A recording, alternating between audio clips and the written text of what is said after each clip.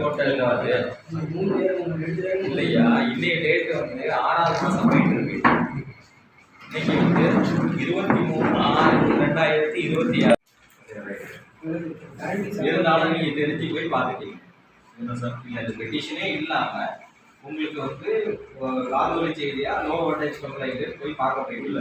இந்த ஏற்கனவே சிஎம் செல் பெட்டிஷன் 1 இயர்க்கு மேல வெரி குட். அதை வந்து பார்த்து நம்ம ப்ராப்பராக எஸ்டிமேட் போட்டு பாதி ஒர்க்கு செய்திருக்கோம் சார். ஓகே. பழைய வந்து 2 சாங்ஷன் கொடுத்தாங்க. ஓகே. 2 25 4 போட்டாங்க, 2 கொடுத்தாங்க, 2 வேண்டாட்டாங்க. அப்போ அந்த 2க்கும் வந்து வேலையை வந்து போதில் கண்டக்டர் யூஸ் பண்ணுவோம். இப்போ என்னன்னா வந்து நமக்கு 2 25 கேவியும் இல்லை, 2 சிங்கிள் போல் ஸ்ட்ரெச்சர் மெட்டீரியலும் இல்லை. 2ம் கொடுத்தா இவங்களுக்கு மேட்டர் வச்சுருக்கோம் சார். சிங்கிள் ஸ்ட்ரெச்சர் மெட்டீரியல் 2 வேணும். ஓகே. 25 கேவி. ஓகே. இதுதான் வேலைக்குள்ளேயே அது கேட்டால் பிரச்சனை இல்லைன்னு பார்த்தீங்களா? இல்லை எல்லாம் வேலையை முடிச்சு வச்சுருக்கோம் சார். என்ன வேலை முடிச்சிருக்கீங்க? லைனுக்கு வந்தாச்சு. எல்லாமே ஆல்ரெடி டார்கெட் எவ்வளோ சார்? உங்களுக்கு ப்ராப்ளம்லாம் சொல்ல போகிறீங்களா? சார் இல்லை, அதில் வந்து 2ஆம் கேட்டிருக்காரு. ஆனால் இன்னும் அடுத்த கிளினிக்ஸ்க்கு நீங்கள் வரலாம். பெரிய இந்த விஷயம்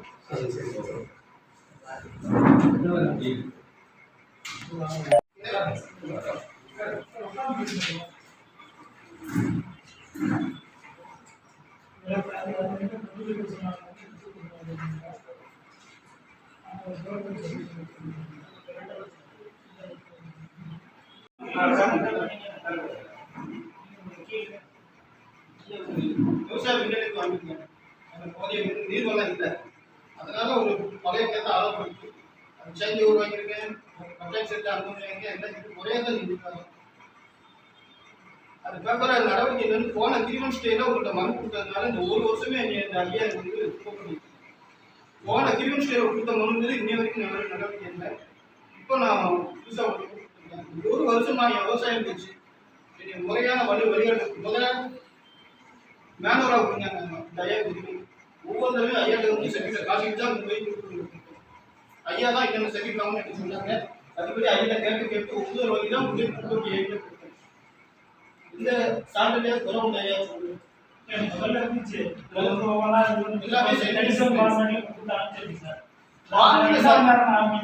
வந்து ஒரு சர்வீஸ் வாங்கியிருக்காரு சார். 2 வாங்கிட்டு ஒரு பக்கத்தில் ஒரு கிணறு விட்டாரு. கிணறு வெட்டிட்டு இருந்தாரு. அதை வந்து இன்னும் இது பண்ணிட்டாங்க. நம்ம பிரிட்டிஷ் ஸ்குவாடு இதுலேருந்து போய் வயலுக்கு ஒரு 300-400 மீட்டருக்கு வந்து வயலுக்கு போய் கிணறு வெட்டிட்டு இருந்தாரு. அது பிரிட்டிஷ் ஸ்குவாடு வந்து ஃபைன் போட்டாங்க. விவசாயம் பண்ணவே இல்லை. அது பிறகு வந்து இவர் என்ன பண்ணிட்டாரு அப்படின்னா சேஞ்ச் ஓவர் அப்ளை கொடுத்தாரு. சேஞ்ச் ஓவர் வாங்கி வச்சிருக்காரு. அதுக்கப்புறம் பிரிட்டிஷ் ஸ்குவாட் ஃபைன் போட்ட பிறகு இந்த சர்வீஸை வந்து கொஞ்ச நாள் கழிச்சு இந்த வந்து அந்த இதில் வந்து எனக்கு ஷிஃப்ட் பண்ணுங்க அப்படின்னாரு. அது அப்புறம் ஷிஃப்டிங் பண்ணி கொடுத்தேன். 10 மணிக்கு ஷிஃப்டிங் பண்ணி கொடுத்த பிறகு தான் அந்த ஸ்டோர் வரும். சொல்கிறேன் சார். ஷிஃப்டிங் கொடுத்தாங்க சார். கொடுத்துட்டு அவர் வந்து அடுத்து அந்த நம்ம டாக்குமெண்ட்ஸ் எல்லாம் நான் தான் எழுதி கொடுத்தேன். அதாவது இந்த பட்டாவுக்கு அந்த பட்டாவுக்கு சேமம் ஒரே ஓனர்ஷிப் இருக்கணும். அந்த டாக்குமெண்ட்ஸ் எல்லாம் எல்லாம் கொண்டு வாங்க சொன்னாங்க.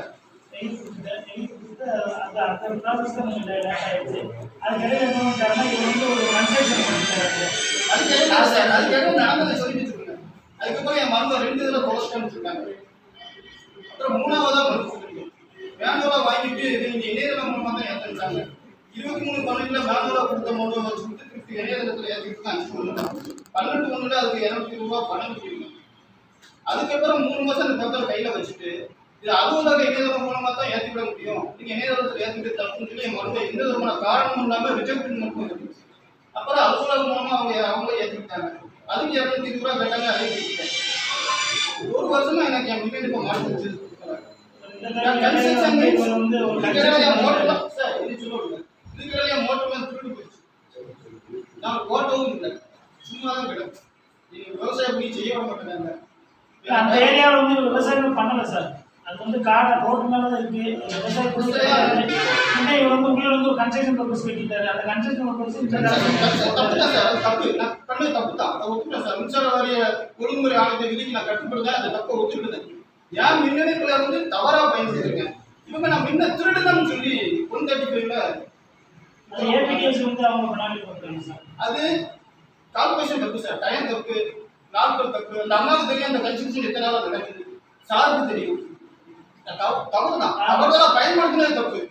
ஆனா திருடல. என்னை பார்த்து திருடான்னு சொன்னா இப்போ கொத்தனார் வேலையாளர்கள் எல்லா சொத்துல அவமானம் இருந்துச்சு. இப்போ நான் மின்சார வேலை ஒழுங்குமுறை ஆணையத்தை விதிக்கு கட்டுப்படுறேன் சார். எனக்கு ஒரு வருஷம் இவங்க ஏன் டிலே பண்ணாங்க, என் மனுவை ஏன் குறைச்சாங்க. இன்னைக்கு காலையில் ஃபோன் போட்டு இந்த அமௌண்ட்டை கட்டினா தான் தற்கால வீட்டுக்கு நேரம் வந்துருச்சு, இன்னைக்கு மாட்டு நம்ம கவர்மெண்ட் சொல்லுறாரு. இப்போ காலையில் சாமி சொல்லி இந்த அம்மாவும் இந்த ஃபைன் அமௌண்ட் ஃபுல்லாக கட்டினா தான் அவங்களுக்கு தற்கால எனக்கு தருவோம். இந்த கேளுங்க, நான் ரெக்கார்ட் பண்ணிருக்கேன்.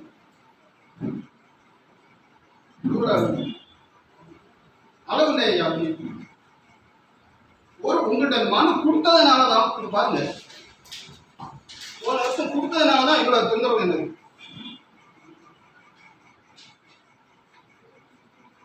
கரெக்டாக நான் சர்வீஸ்னா உங்களை சரண்டு பண்ணதையா விவசாயம் பண்ண பிளாட் இருக்குன்னா இந்த மக்கள் மத்தியில் ஒரு விவசாயம் பண்ணணும், இளைஞர்களுக்கு முன்னாடி முன்னுதாரணமாக விவசாயம் இருக்கணும்னு நான் நினைக்கிறேன். பிளாட்டுக்கு தான் விற்கணும்னு விவசாயம் பண்ணக்கூடாதுன்னு இந்த அதிகாரி ஏறி சொன்னாங்கன்னா அதுக்கு நடக்குது. உங்களுக்கு தேவை வந்து இந்த உங்களுடைய ஐயா எனக்கு இடமாற்றம் செய்து உத்தரவு வரும். ஷிஃப்டிங் உங்களுடைய முதல் உங்க பெயர் வந்து என்ன பெயர் ஷிஃப்டிங் பண்ணணும்.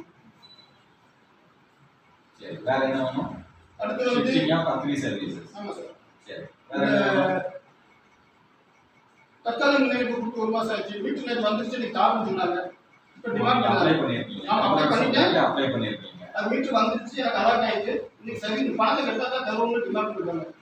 அப்ளை பண்ணிருக்கீங்க. அதுக்கு வந்து பணம்லாம் கட்டிட்டீங்க.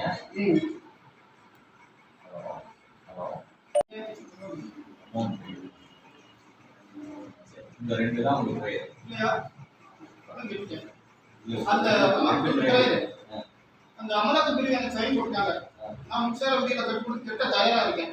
ஆனா நான் திருடல, தவறா பயன்படுத்திருக்கேன். அந்த விதியின் கீழே எனக்கு ஃபைன் போடுங்க, நாம விதிக்கு கட்டுப்பட்டு நம்ம ஃபைனை கட்டுறோம். 126 கீழே தவறா பயன்படுத்தினா சொல்லி எனக்கு அந்த உத்தரவை திருத்தி நியாயமான ஃபைன் எவ்வளவு சொல்லுங்க நான் கட்டிக்கிறேன். தவறுதலா நான் திருடணும்னு சொல்லி சொல்றது வந்து ஏற்றுக்க முடியாது. அடுத்து இவங்களுக்கு எனக்கு எந்த விதமான மனிதர்களும் கிடையாது. அவங்க அதிகாரி நான் நுகர்வோர். அந்த அம்மா எழுதி சாமி தொலை இவங்களாம் ஏதோ என்ன ஐடியாவில் இருக்காங்கன்னு தெரியல. நான் எந்த விதமான முன்னுரிமையும் கிடையாது. அக்கான்னு தான் சொல்லுவேன். அவங்க சொல்லுங்க, அக்கான்னு தான் பதில் வச்சுருக்கேன். என் செல்லில் கூட அக்கான்னு தான் பதில் வச்சுருக்கேன். வேற ஏன்னு கூட பதில் அக்கான்னு தான் பதில். நான் யாருக்கு ஃப்ரெண்ட்லியாக போலாமல் சார் எனக்கு ரொம்ப ஹெல்ப் பண்ணியிருக்காங்க. ஒவ்வொரு தடவையும் என்னென்ன செஞ்சுக்கணும்னு அவங்க தான் எழுதி கொடுப்பாங்க. அதுபடி வாங்கி கூட காட்டிட்டு தான் அவங்களுக்கு கொடுப்பேன். அதை தொலைச்சிட்டே சாப்பிடுவேன். எப்படி சார் தொலைக்கலாம்? அவர் சொல்லுது சார், எஸ்சிட்டு அவன் பேப்பர் போவாங்க. இது ஃபைனல் சார். சரி, இப்போ அதை தனியாக பார்க்கணும். சரி சார், கல்வித்துறை மேட்டரோ ஏஐ மேட்டரையோ அது தனியாக பார்க்கணும். விவசாயம் பாதிக்கியா? மூணு பாயிண்டா சார். ஷிஃப்டிங் ஒன்று, இன்னொன்று டெம்பரரி சப்ளை, இன்னொன்று ஏபிடிஎஸ் வச்சு கேஸ் சம்பந்தப்பட்ட வந்து வீடியோக்கு உட்பட்டு கரெக்டு சார். 3 தானே சார் உங்களுக்கு. இந்த ஸ்டாஃபை பற்றி நீங்கள் அலிகேட் பண்ணுறீங்க, அதை நாங்கள் செப்பரேட்டாக பார்க்கணும். அதை நாங்கள் வந்து கன்சியூமர் எப்படி ரீட் பண்ணணும் வைக்கணும் அப்படிங்கிறத நாங்கள் எஜுகேட் பண்ணிக்கிறோம். அதை வந்து நாங்கள் பண்ணிக்கிறோம். உங்கள்கிட்ட உங்களுடைய ப்ரேயரை வந்து நீங்கள் முதல்ல ரெட்ரஸ் பண்ணுறதுக்கு வழியை பார்க்கணும். நீங்கள் அவங்கள கம்ப்ளைண்ட் இவங்கள கம்ப்ளைண்ட்டுங்கிறது அது பிறகு பார்க்குறோம். அது நாங்கள் பார்த்துக்கிறோம், கண்டிப்பாக பார்ப்போம். அதுல மாத்திக்கிறதுக்கு நிறைய ட்ரைனிங் எடுத்து வந்திருக்காங்க. ஒரு விமன் எப்ப இப்பதான் மாத்தணுங்கிற விதிமுறை இந்த இதுக்கு ரெட்ரஸ் ஆகணுமா இல்லாட்டி அந்த இல்ல, அம்மாவை சார், பத்தியோ அல்லது இந்த சாமி எனக்கு இதான் சார் கதையை சார். பத்தியோ நான் விவசாயம் பார்க்கணும் சார். இவ்வளவுதானே சார் ஏன் நான் இதுக்கு மட்டும் வாங்க நீங்க ஒரு நிமிஷம் ஷிஃப்டிங் எந்த லெவல்ல இருக்கு எஸ்சி ஆஃபீஸ்ல எப்பமா அனுப்புனதை வந்து ஃபாலோ பண்ணிடுவீங்களாமா ஃபாலோ பண்ணி இந்த 1 மந்த்துக்குள்ள அதை ஃபாலோ பண்ணி ஷிஃப்டிங் அப்ரூவல் கொடுத்துடலாமா அதுல ஏதாவது டிஸ்கிரிபன்சிஸ் இருக்காமா ஒண்ணு கிடையாது. அடுத்து இந்த ஏபிடிஎஸ் விஷயம் ஏபிடிஎஸ்ல இது வந்து காம்பவுண்டிங் கட்டியிருக்காராமா நீங்க அப்ளிகேட் தானே சார் காம்பவுண்டிங் எப்போ சார் கட்டுவீங்க சார் நான் கேட்கறது நீங்க பேசுறதெல்லாம் நான் கேட்டுக்கிட்டேன் தவறு ஒத்துக்கிட்டா தான் கட்ட முடியும். காம்பவுண்டிங் எப்போ வரும் சார் தவறு ஒத்துக்கிட்ட எந்த கேஸ் கிரிமினல் கேஸா அவாய்ட் பண்றதா இருந்தால் மட்டுமே காம்பவுண்டிங் சார் எதுவுமே அவர் சொல்லல சார். சார். சார் பரவாயில்ல பரவாயில்ல சார். அட்வொகேட் சார் நீங்க அட்வொகேட் தமிழ்ல சார் இந்த சைடு வந்துடுறா பரவாயில்ல சார். அதான் நம்ம ஏத்துக்கிறோம். நீங்க அட்வொகேட் சரி சார். இப்ப நான் மேல்முறையீடு பண்ணிருக்கேன். அது ஒரு உத்தரவு கொடுங்க. அது ஓகே. என்ன உபயோக பண்ணணும் அது மேல ஒரு மேல்முறையீடு அனுப்பிடுங்க சார். யாருக்கு அனுப்பியிருக்காங்க டிக்கு. சரி. 135 ல போட்டதுக்கு நீங்க மேல்முறையீடு பண்ணிருக்கீங்களா அது நீங்க உத்தரவு போடுங்க. நான் பணத்தை கட்டுறேன் சார். சார் நீங்க ஒரு ஹியரிங் கூப்பிடுங்க ஒரு என்கொயரி ஹியரிங் கூப்பிடுங்க எல்லாம் ரெக்கார்ட் பண்ணுவாங்க ஒரு ஹியரிங் கூப்பிடுங்க சரியா ஹியரிங்ல வந்து கால் யார் எக்ஸர்சைஸ் ஸ்குவாட் கண்டுபிடிச்சாங்க இப்பதானே எக்ஸர்சைஸ் பண்ணிருக்கீங்க அது முதல்ல சார் முதல்ல. ஃபர்ஸ்ட் டைம் எக்ஸர்சைஸ் எல்லாரும் இதுல 2 டைம் பண்ணிட்டேன். நீங்க ஆபிஷியலா பண்றாங்க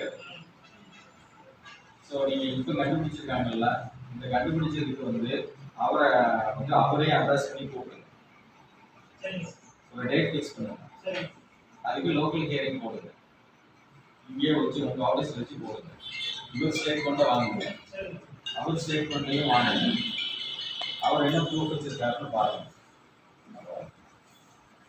வணக்கம் சார் என்னென்ன எவிடன்ஸ் வச்சு கண்டுபிடிச்சாரு அப்படிங்கிறத அவர் ப்ரூவ் பண்ணுவாரு உங்களுடைய ப்ரூஃபிங்க வந்து நீங்க அந்த மாதிரி ஹியரிங் பண்ணுங்க அதுல ஒரு வேளை வந்து உங்களுக்கு அமௌண்ட் டிடெக்ட் ஆச்சுன்னா அதை நீங்க அக்செப்ட் பண்ணிட்டு கட்டிட்டு அந்த உத்தரவை கட்டுப்படுங்க. மேல்முறையீடு உத்தரவு கட்டுப்படுங்க. ரைட் ரெண்டு ஸ்கீம்ஸ் மூணாவது டெம்பரரி சப்ளை அது எந்த லெவல்ல மாதிரி இருக்கு இப்போ ஒரு டெம்பரரி சப்ளை கேட்குற எஸ்எஃப் நம்பரும் இந்த டிஃபால்ட்டரா வந்து ஒரு ஏபிடிஎஸ் அமௌண்ட் வச்சிருக்காருல அதுவும் ஒரே ஏரியாவா எப்படி நீங்க ப்ராசஸ் பண்ணுவீங்க இல்ல எஸ்ஆர் பண்ண ஒரே அதான் இது சார் இது வந்து வேற கன்செஷன் ஒரே ஒரே நீங்க கன்சியூமர் யாரு டிஃபால்ட்டா கன்சியூமர் யாரு அவரே அப்ளிகேட் ஆறாருல